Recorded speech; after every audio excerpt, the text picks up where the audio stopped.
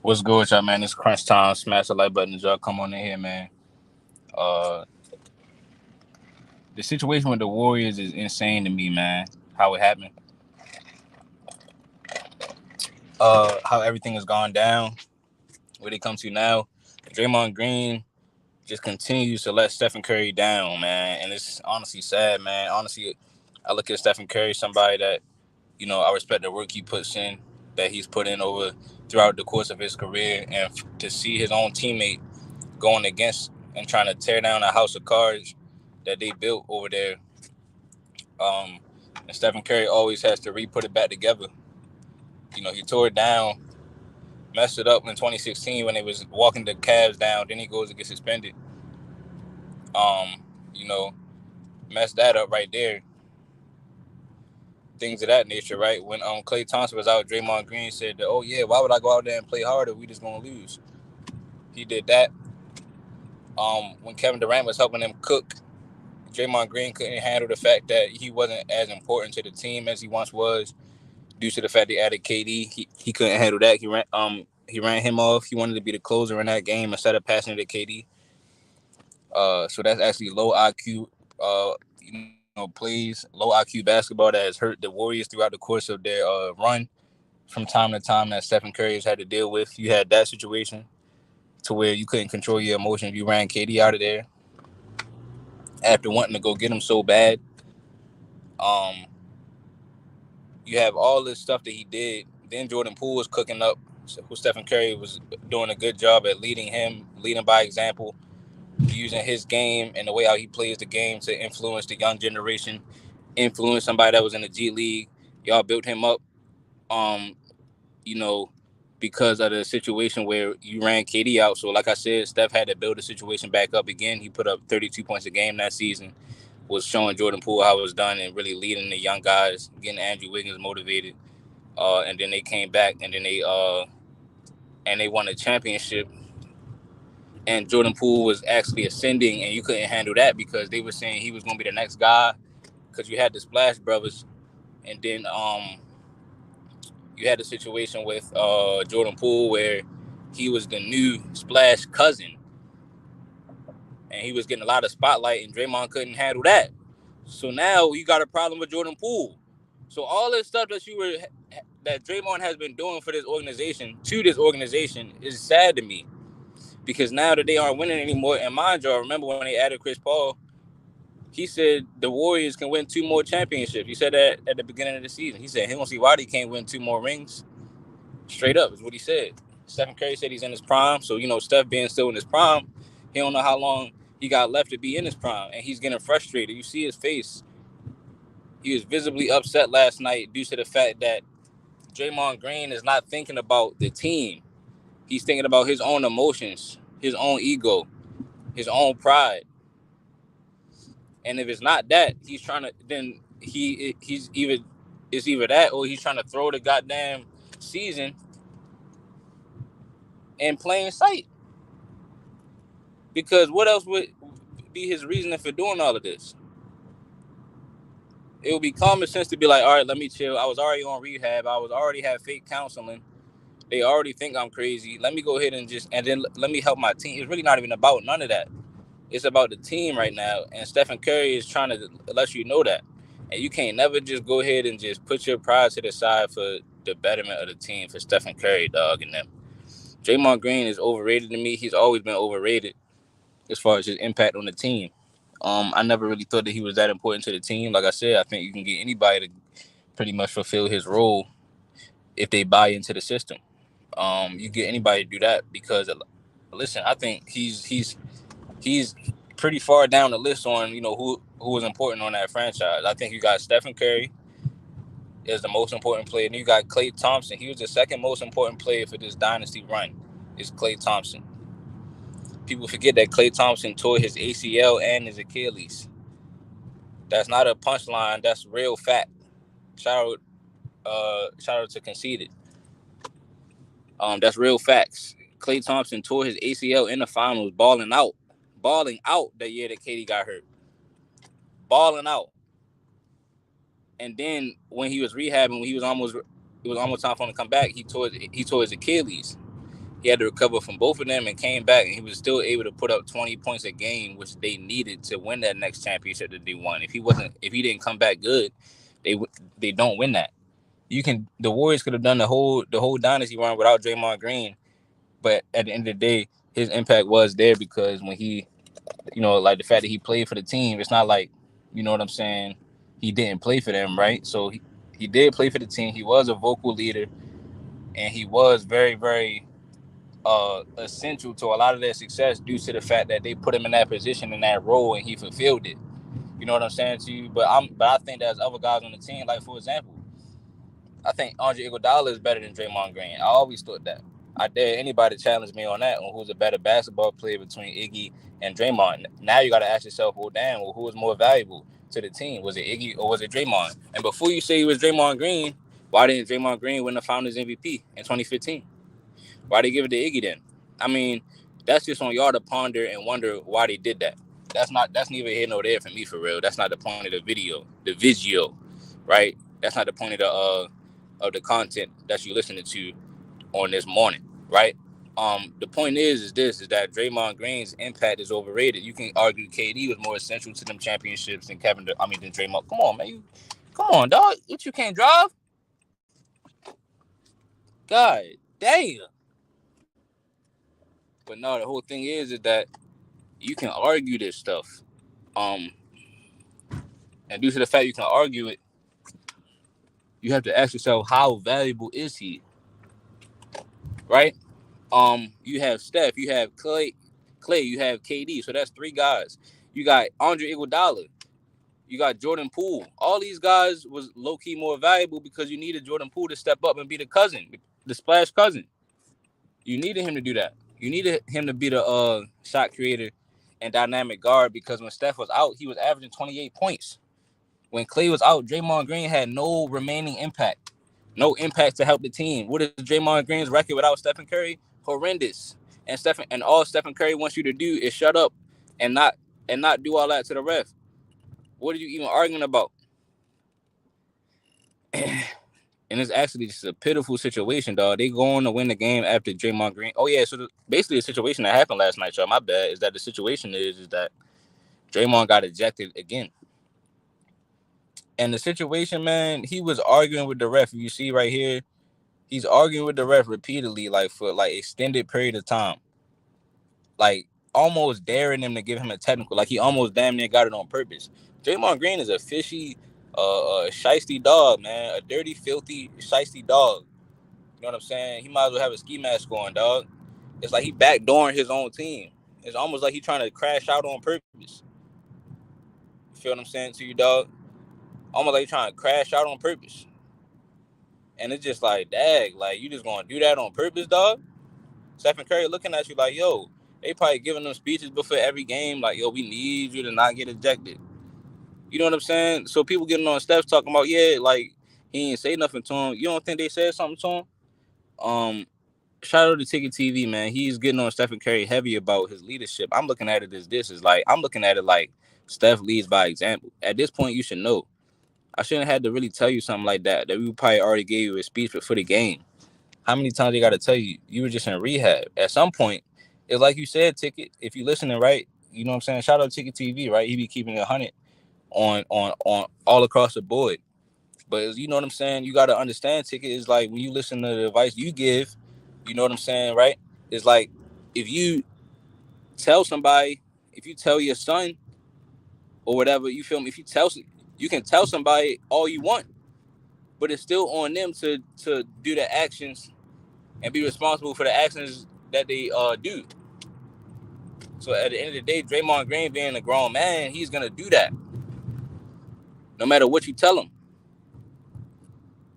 You know what I'm saying to you? So at the end of the day, man, I wouldn't know that type of gym if I wasn't listening to OGs such as Ticket TV, such as my uncle, such as all of the OGs that be at the basketball courts that will tell you stuff like that, man. So at the end of the day, you got to listen to the OGs because they will tell you the keys. You know what I'm saying to you? And at the end of the day, Draymond Green don't have nobody telling them. You don't have no OGs in there. Nobody that's gonna tell Draymond like, hey, You know what I'm saying? Nobody pulling them.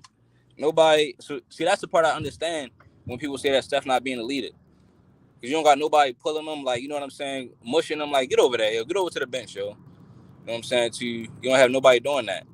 And it just lets Draymond Green run the whole, his whole emotions and just spill out and just run rampant. Like, literally just spill out. Um, and just be on full display, man. Like, we out on the streets. You know what I'm saying? All that to the referee, dog. And whole time, I think, what was he arguing about? Stephen Curry having a foul call or something like that. Just doing the most, man. People saying that he out here rigging it and throwing the games to help the Lakers out, help the Rockets out. Because you know what I'm saying, they got the whole connection with LeBron and stuff like that. Draymond Green was just crying. He more so worried about why LeBron ain't get on a podcast with him.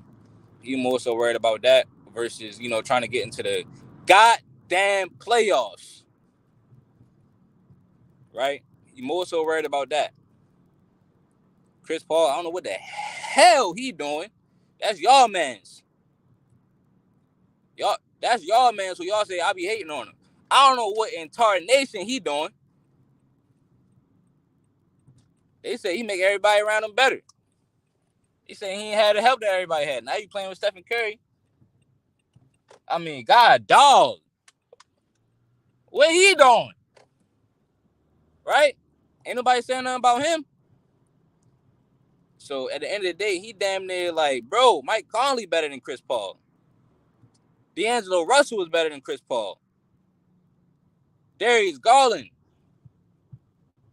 I told y'all. Pretty much no impact. Pretty much no impact, man. They said he was going to come over there and clean up the mess. Now, the problem that they have is they don't have another scorer, though, next to Stephen Curry is all they need. Simply because they traded away Jordan Poole for an aging veteran and Chris Paul who's done, which is probably the weirdest trade that I have seen in recent history, all because they was listening to Draymond Green. He should have traded Draymond Green. He probably want to play for the Lakers right now. He's so worried about LeBron. Hey, well, why don't you do my podcast? I mean, you know, I was at, you know, I'll be at the parties and, you know, I'm Clutch Sports with you. You know, we go back. You know what I mean? We created NBA history together. You know, I'm expecting you. I'm writing down the topics so you can get on a podcast. Why you go get on JD Redick podcast? So I was a little upset about that. You know what I'm saying? So you crying and complaining, you crying and you sound soft when you talking about that. Then when it comes to the NBA games that you're supposed to be playing in, now you this big bag wolf. This man is worried about the podcast. And then look at after the game, man. Evil plot. His evil plot worked. His evil plan is working. His evil scheme. Look at this man, dog.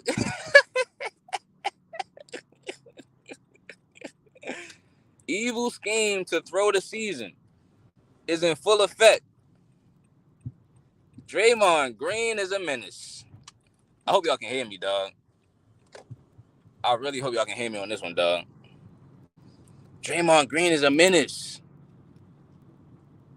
You know, so you make Stephen Curry cry. Then after the game, you consolidate them. First they sour, then they sweet.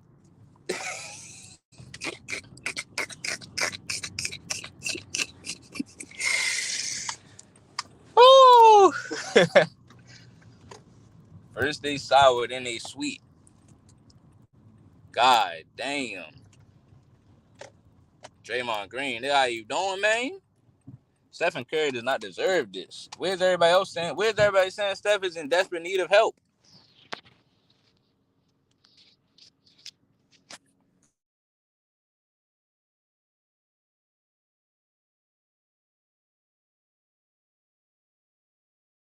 But they need another score right now because Jordan Poole was supposed to be the next scorer. all they need is like a 22-point a game score because Clay was never supposed to be put into a second option type of role. Wiggins was going to decline at some point as far as playing like he's like an Aaron Gordon level type of player now. You don't want him to be the second option either. You want him to be a young whippersnapper scorer like Jordan Poole, right? You want him to be somebody that can create their own shot like Jordan Poole, somebody that can play in the system and hit threes. Somebody like Jordan Poole.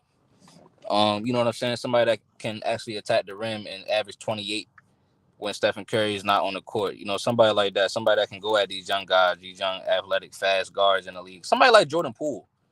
Somebody like that, right? Somebody that they had last year, and they was actually going in the right direction. And like I said, Draymond Green knocked down the house of cards that they had built up with Jordan Poole. So at the end of the day, man, Jordan Poole is gonna be the next scorer. He was gonna be the second scorer, established scorer right now. Now they have Clay trying to fulfill that, and which he kind of did, but it ain't like he's bad. He's actually as good as he's supposed to be right now, because he's supposed to be playing like a Ray Allen on Miami type of role right now. But by KD and Jordan Poole getting ran out of town, they don't have that cushion no more. Now he got to be the KD. He got to be the Jordan Poole. Clay was never going to be that type of guy anyway. And then on top of that, on top of the fact he wasn't going to be that guy, he tore his ACL and then he tore his Achilles. But he came back and got the ring that they needed. That window, that was the fastest they had to win that year. Because you see the dip that Clay took after that. And you know what I mean? So like I said, man, they needed some type of score. I thought they was going to add that at the trade deadline, but they bought over Chris Paul. I guess they was banking on him to kind of turn it around and get healthy, which, his whole career told you that he ain't going to be healthy. That's the whole thing with Chris Paul, is that he ain't going to be healthy. Like he he'll be healthy you feel me, a majority of the time, but the time that you're thinking about in the back of your head, the reason why you sign somebody, as far as getting over the hump or getting past a certain team or a big game in the playoffs, that game that you're thinking about down the line, yeah, he's not going to be healthy for that. So that's the whole thing about Chris Paul, is that when you pick him up, you got to plan to not have him when you need him. When you're supposed to need everybody to be healthy, he's not going to be there for that game. You know what I'm saying? For that series. But that's the thing. So like I said, man, they in trouble, but they made the play and they could do something. Steph said he's still in his prime. They could all have a good game. They still got that chemistry. You see Draymond trying to have an evil scheme to get them out to play in, man. It's evil, man, what he's doing. Stephen Curry is the greatest player from his generation. So like I said, you don't see nobody. And if Stephen Curry win another one, man, he top 3 all the time, man. But you're already the best player from this generation, dog. So Draymond, is nothing you can do. It don't matter how much you cool with LeBron, you can't stop that. You know what I mean? You can't erase that. That Stephen Curry is the greatest player from this generation. Draymond Green needs to get his act together, man. If I was them, I would trade him or I would cut him. Or I would just tell him, like, yo, Draymond, you gotta stop. Like, you gotta stop, or we're gonna cut you right now. We're gonna cut you right now. Adam Silver didn't have the balls to really just stand on business and ban Draymond. Adam Silver literally fell for the.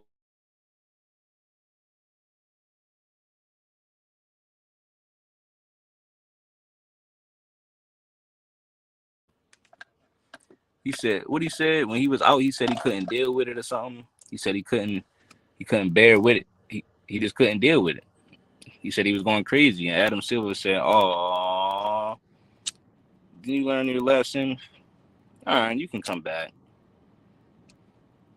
Just for him to be on the same behavior, dog. And Stephen Curry is literally like, even right here, you see, this is a sad picture.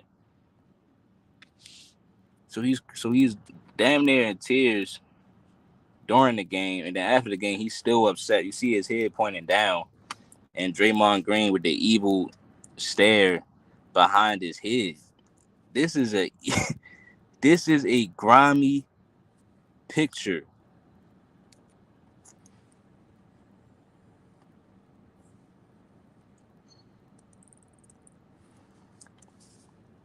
One of the grimiest pictures I've ever seen, man. Like, literally. Like, this picture means so much. Like, this picture is insane, dog. You see, look at that smile, bro. But yeah, I just want to know why continue to go on and drag that on, Draymond, with the referee.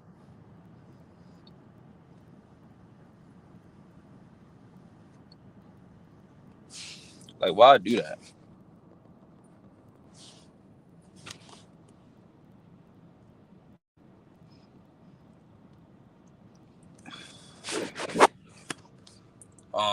Like I said, I mean, you fighting for a playing spot.